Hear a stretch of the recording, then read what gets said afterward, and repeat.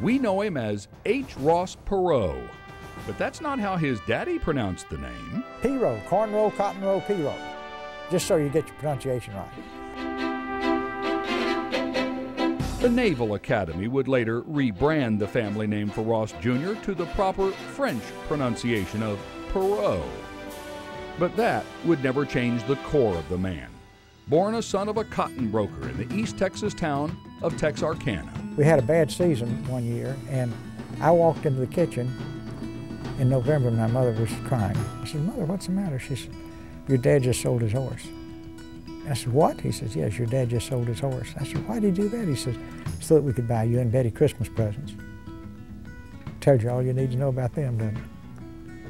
And it also tells you how the mold was set for Perot's character. This is back in the 30s and 40s.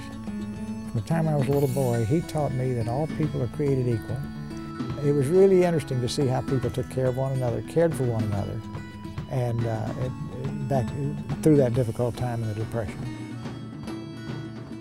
This is my all-time favorite Norman Rockwell.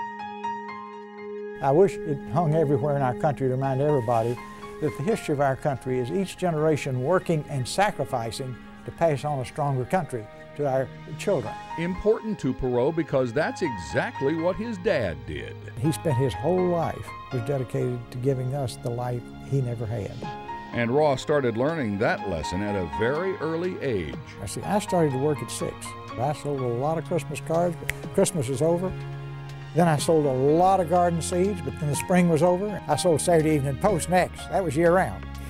And that was at Harvard Business School. You just don't, it's hard to get anywhere else. I think I learned a lot from those experiences that I couldn't have learned at any elite business school. But that tireless work ethic and motivation eventually got him into an elite school, the U.S. Naval Academy.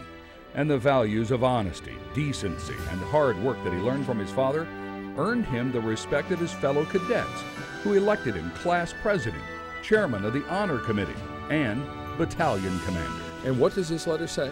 Never retreat, never surrender, victory or death. That's one of Perot's favorite battle cries from William Travis at the Alamo, and some would say his philosophy of business. After topping all sales records at IBM in 1962, Perot borrowed this $1,000 check from his wife Margot's savings account to fund a startup company he called Electronic Data Systems.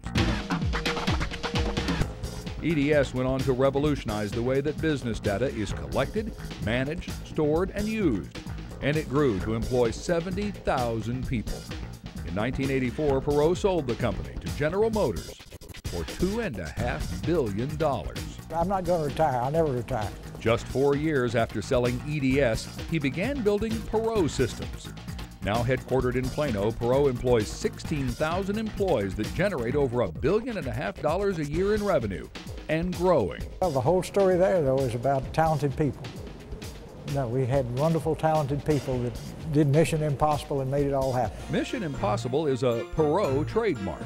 The year, 1979. When my men were captured in Tehran, and my mother was dying of cancer. Perot could get no help from the U.S. government to rescue his 2 employees imprisoned when the Ayatollah Khomeini seized control of Iran. So he called on his old friend, retired Green Beret Colonel Bull Simons, and he asked him to lead a private rescue mission. He said, "I'll do it." Colonel Simons picked 12 EDS employees, volunteers, and former military all, and he sneaked them and Perot into Tehran.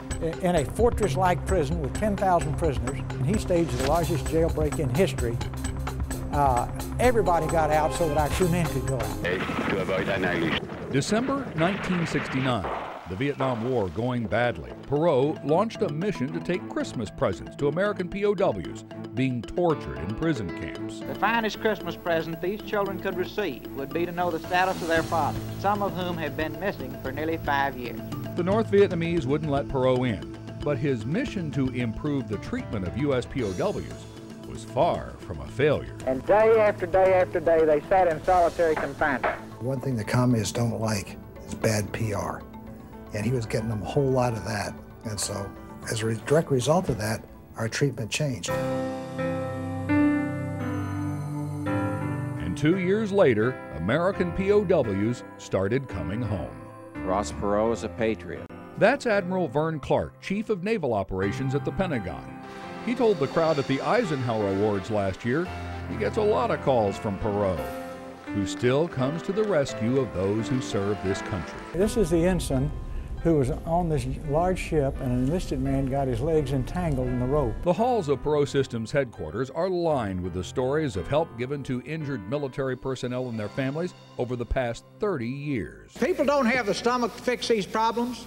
I think it's a good time to face it in November. In 1992 and again in 96, he offered that brand of leadership to the country at large, running for president. I wanted to get over to the American people the financial condition of our country. They will have heard the harsh reality of what we have to do. I'm not playing Lawrence Welk music tonight. The voters, as you know, went another way. But Perot hasn't skipped a beat. At 74, he's too busy expanding his company and answering those daily calls for help. Perhaps the greatest compliment I could pay to him is us saying, I'd go to war with him, and I'd follow him into battle. And God bless you, Ross Perot, and your family.